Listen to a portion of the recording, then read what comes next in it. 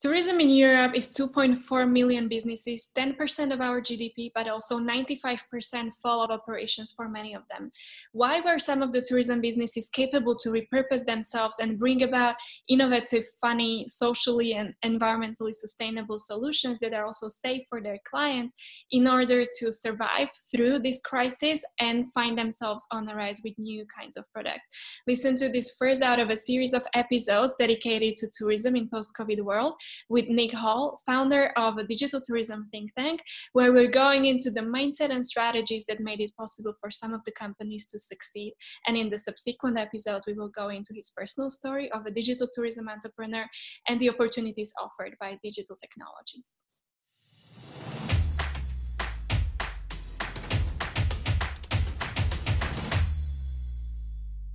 Hi, Nick. Thanks a lot for accepting the invitation to be on our show, especially in this crazy time when you are also working 24/7 and trying to help the industry surf through this crazy period. So thanks a lot.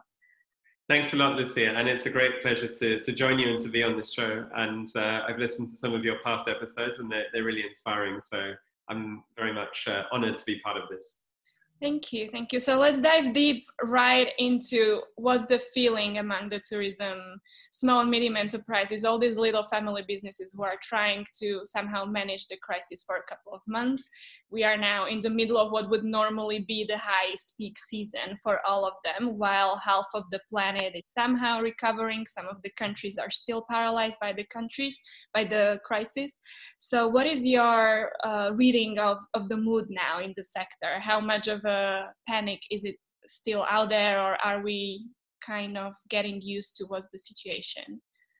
Yeah, it's a good and a difficult question to answer because when the crisis first hit, I think people didn't estimate that it would be to the scale it has been.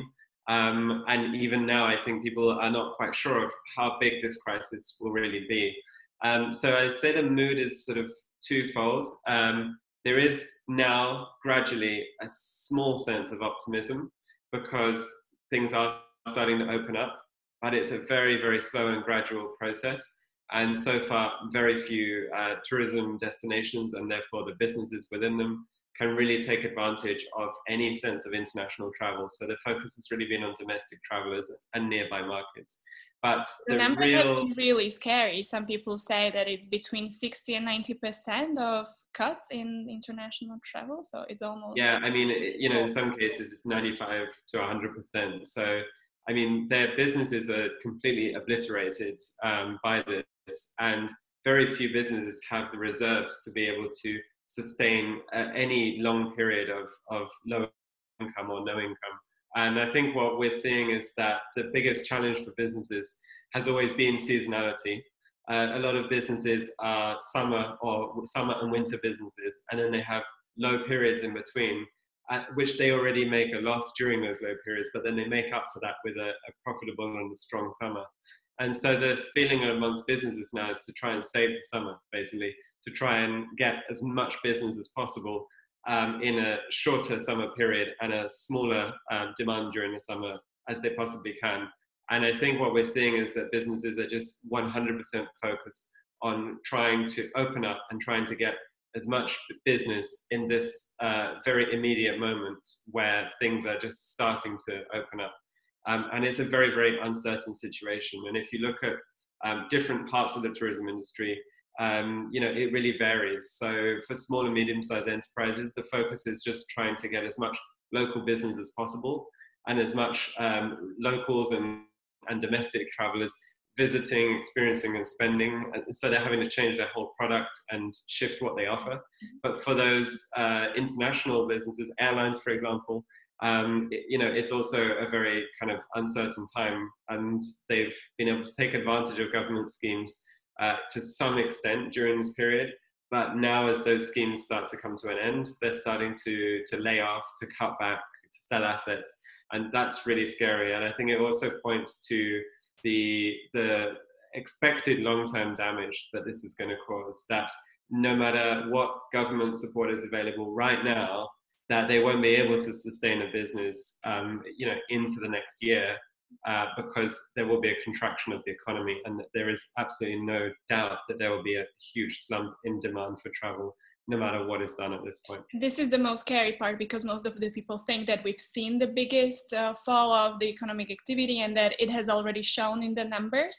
But it feels like the embedded resilience of so many businesses has been such that they've been trying to resist these cuts and the layoffs, as you've been saying, and we might only be seeing it now, which is the scariest part, isn't it?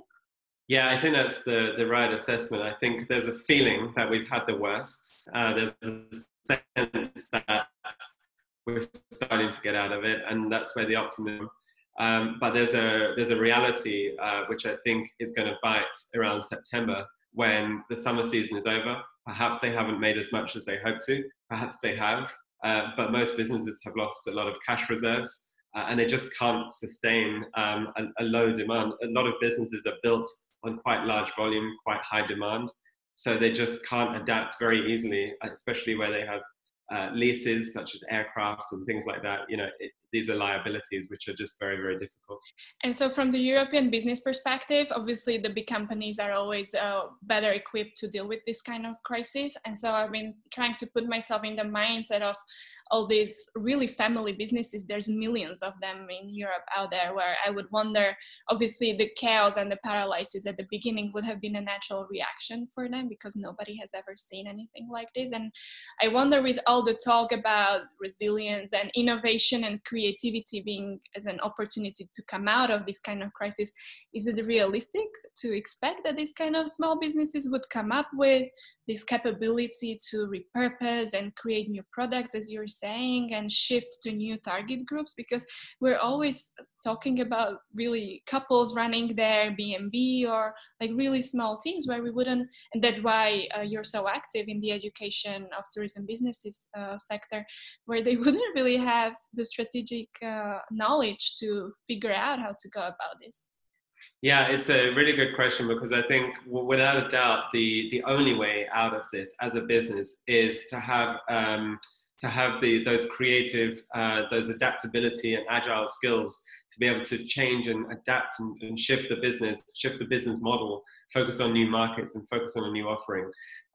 But the nature of tourism, as you said, is that it's a lot of small family businesses, micro entities, 1 or 2 person businesses. And quite often those businesses are lifestyle businesses. They're built on a passion, and they're built on a desire to have that quality of life balance, to kind of live and work in the field that you really love. And so for those businesses, they don't necessarily want to adapt their business. They don't necessarily want to identify a new business model, because that's not why they went into what they do. And we've been discussing this quite a lot with destinations and trying to understand the problem and how to overcome the problem. And that's been one of the first things we've identified, is that you've kind of got 2 groups of small businesses. You've got entrepreneurs and those who really want to grow. They want to build a really successful business. And you've got those who want to have a successful income, because that supports the lifestyle which they really love. And that's just as acceptable. And I think that second group is going to be in the most challenging situation, because they depend on that consistency of demand.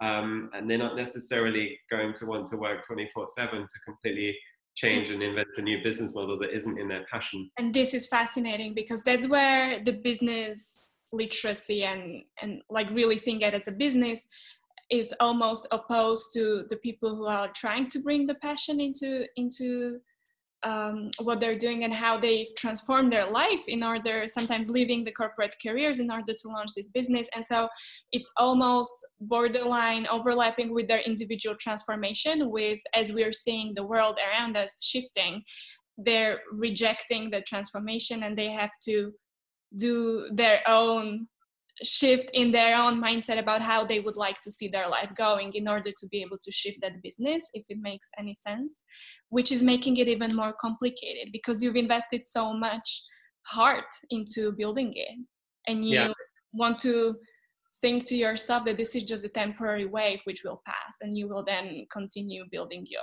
yoga business or whatever it was in the same Yeah, way. exactly. I think for a lot of them, they feel that this is something that's, I mean, and rightly, this is something that's completely out of their hands. It's out of their control. So a lot of businesses that I've spoken to are sort of just waiting. They're waiting on government advice. They're waiting on government regulation. And they're hoping that things will return and that there will be enough business to meet their core costs. You know, and I think the other thing to consider is that there are a lot of redundancies that have already happened, and there are a lot more that will be coming. And this naturally puts a lot of pressure on that, you know, on those who remain in business, because, you know, at that point, people think, well, what do I want to do with my life? Do I want to become a freelance, you know, in one field or another? Or do I want to, you know, do that business I always dreamed of, which is based on this lifestyle that I really love?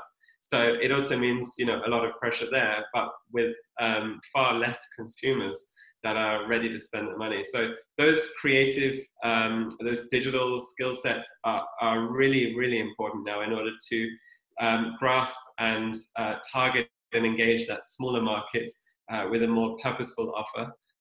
You know, there is still a market, but the competition for that is even higher than it's ever been. And the need to have the right skill set to approach that is going to be even more demanding in order to be successful. And so when we look at the demand side and the consumer behavior, we've been seeing a lot of almost societal pro bono projects where people are trying to be of service to the companies that they are normally serving them, as in go and pay for 2 coffees instead of 1, turning happy hours into helping hours.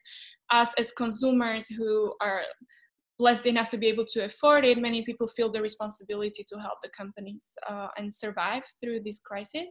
And so I've been wondering, who do you feel among the customer base will be leading the recovery? Because especially with the traveling turning much more local this year, do you think it's gonna be the, you know, the more risk-averse millennials who are not so worried about the health risks, or who is gonna be the segment that you would be looking at as the low-hanging fruits out there, the ones who are most likely to resonate with the problem that you've got as a business provider, and also curious enough to restart their previous lifestyle as soon as possible? Yeah, I think, you know, in business, it's really hard not to look at your own problem and not to focus on your own problem. And the mistake of doing that is you don't necessarily focus on your customer's problem or your users. And I think this is something that is really, it's a really important message for businesses, no matter how hard their own situation is, to actually look at what the needs of their customers are and how they've changed and try to respond to those, because the business will follow that. And I think what we see right now is a kind of picture that's quite hard to form, because we've always looked at demographics, we've always looked at markets, but right now there's a lot of talk about so-called travel bubbles, families and groups of friends who have been separated by the lockdown, who now get to spend time with each other, get to see each other, and these, you know, for many these moments are really precious. And so as a tourism business, that's just one example of maybe the opportunity is not the word to use, but of an area where demand is being created to bring those people together and to create something more meaningful. And that might not necessarily be taking them on a tour where you explain the history of all the different sites that they're going to see. It might be just allowing them to be together and creating a space where they can spend that really special time together. So just as you were saying about, you know, shifting the helping hours and things like this, I think also understanding what people want right now, and that kind of desire for consumption and to experience new things might have shifted, as there's been a complete kind of societal, psychological shift through this, and a, you know, huge appreciation for community, a huge desire to do something that's got values and a sense of doing something positive built in, you know, the kind of huge interest in buying local and supporting local businesses is actually a strength for SMEs. You know, think about the supply chain, think about how you can show how spending, you know, 10 euros in your business will then impact different people along that supply chain, for example. Show the human side of that.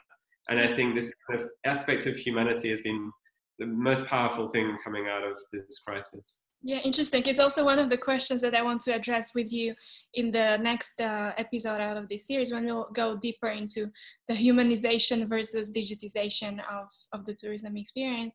But now, looking at one more immediate impact of the COVID crisis, I was wondering, what do you see as the immediate trend that we will see in the technological domain? Obviously, there's a lot of talk about the tracing apps, but and the digital identities, and obviously how the big brother will turn into even bigger monster that some of us felt it was in the past.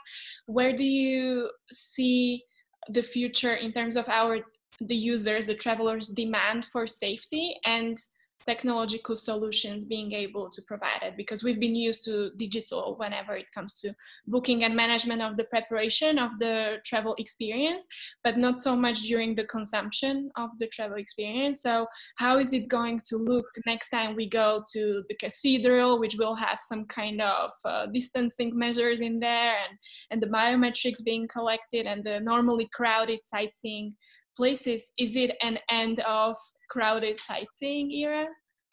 I think we have seen an end to crowded sightseeing and overcrowding for quite some time to come, and potentially for forever, if destinations see some of the things that weren't working in the last period as things that they really want to address right now. There's been a lot of dissatisfaction in the tourism industry about overcrowding, the imbalance between resident populations and visitor populations, particularly cities like Barcelona and Amsterdam, but also even in nature and rural places, you get these hotspots where the environment is completely destroyed because there's too many visitors. So right now we're in a situation where we're managing experiences, we're managing places, we're trying to manage the visitor flow. And it is a really big opportunity to try and address some of these things that didn't really work before. And technology can play a really key role in that. The best use of technology is always in applying it to respond to a specific need, to improve a specific process, or to give something that actually supports someone's needs. And I think right now we're going to see technology change quite a lot, actually. Technology has been focused so much over the last 10 to 15 years on improving our personal lives, giving us these great things that we have in our pockets, which are just incredible, and also creating operational efficiencies, maximizing profits, using data to do that in every way possible, from how we target to how we interpret to how we organize data. But I think what we're going to see next is technology take a really huge shift into a different area, which will be government and healthcare solutions, which could see another transformation, a kind of technological healthcare transformation, which has been on the cards for some time. There's been a gradual shift towards, even in our daily lives, we kind of use technology to try and make us monitor our health in every way possible. But I think we're going to see a huge step towards this now, because the reality is that that's where the money is, that's where the funds are. And for those, big four technology companies, for them to be able to keep their investments and keep their profits up, they're going to need to look at where the demand is, which will be in, dramatically improving people's lives from a health perspective. Yeah, totally. Excellent. So in the next episode, we will go deeper into the whole AI and technological domain. So everybody subscribe to the channel so that you're notified about the upcoming episode next week. And the last one that I was wondering to ask you about as a teaser, do you have an example of your favorite success story that you've seen in the past couple of months of a company being able to surf this wave and repurpose in some ways in order to use the crisis as an opportunity, to give us a bit more of a feel for concrete examples of what's happening out there?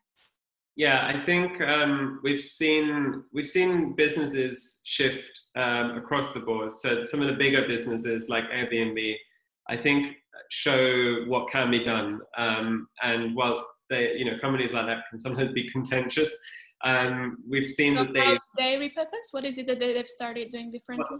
Yeah, what they've done is shifted their real experiences into virtual experiences in a really large scale way.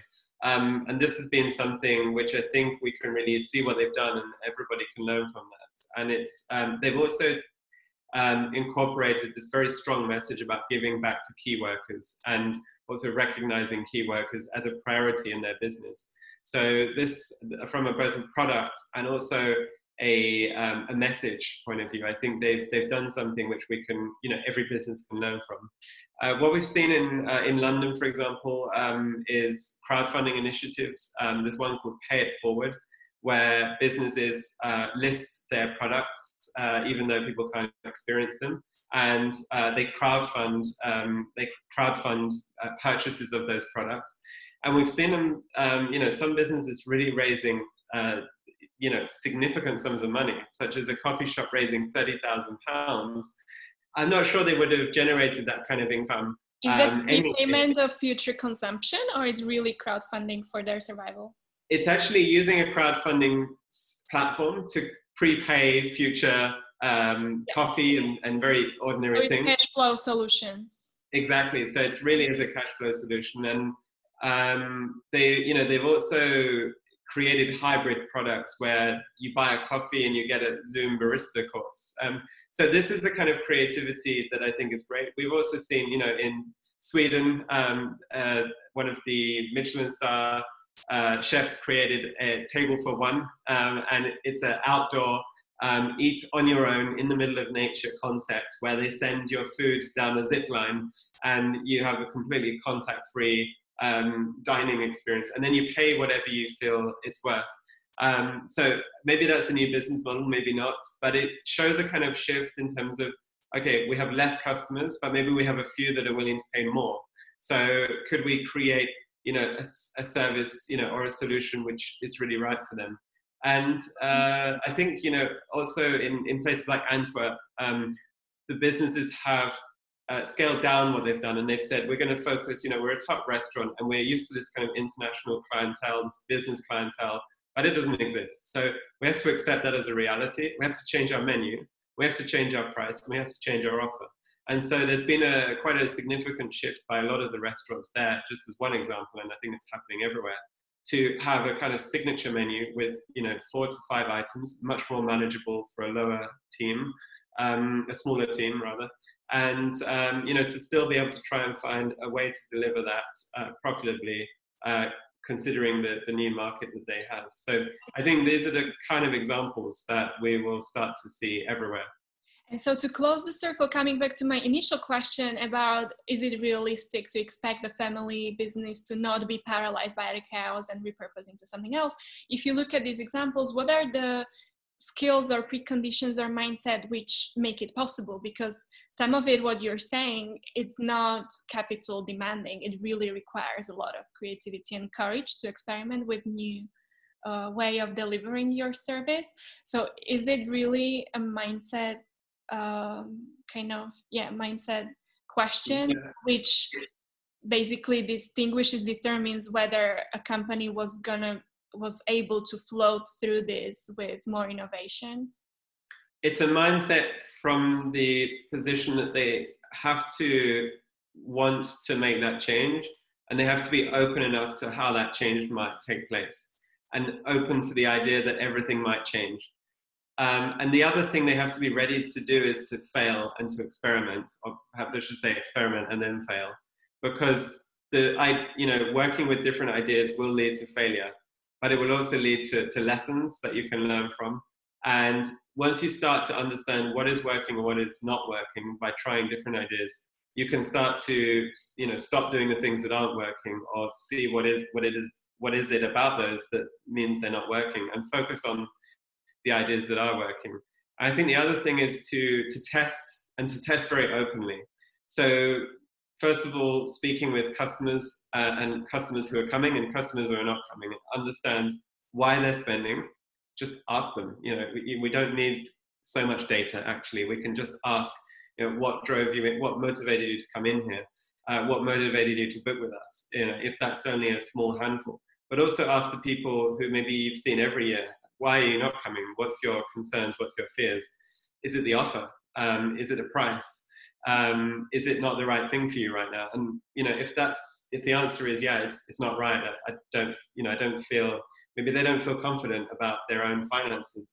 What would work for you, and what could we do for you? And I think these are just very ordinary skills, and these can get us a very long way right now. So I'm very passionate about digital, and it's what I've always done.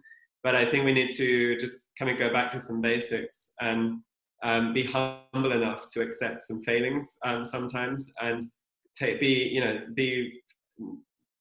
be willing to take risks, and accept that they might not work. And then that's what all you can do right now.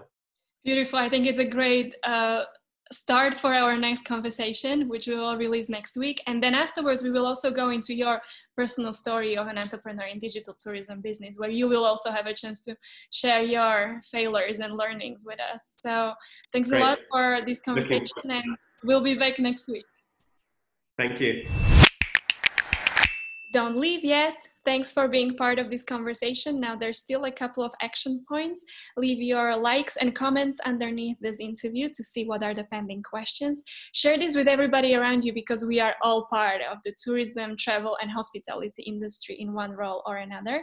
And last but not least, click on the subscribe button so that you are notified about future episodes, either on YouTube, on the channel of myself, Lucia Kleshtincova, or on all podcast apps as Lights on Europe.